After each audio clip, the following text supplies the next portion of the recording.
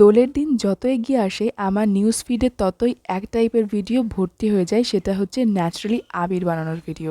Bit, গাজর, ধনেপাতা আরও না জানি কত কি সমস্ত বেটে রস বের করে অ্যারারুটের সাথে মাখিয়ে রোদে দাও, তারপরে সেটাকে আবার গুঁড়ো করো।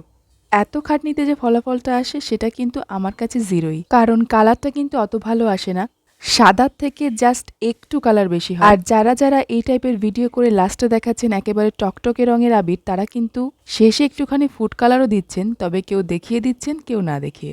ভালো রঙের আবির চাইলে আপনাকে কিন্তু ফুড কালার দিতেই হবে। আর আমার প্রশ্ন হচ্ছে, ফুড কালার যদি দেবই তাহলে অতগুলো সবজি নষ্ট করার কি মানে? তো এই সমস্ত ভিডিও দেখে আমি আর থাকতে না পেরে গত বছর বানিয়েছিলাম আবির।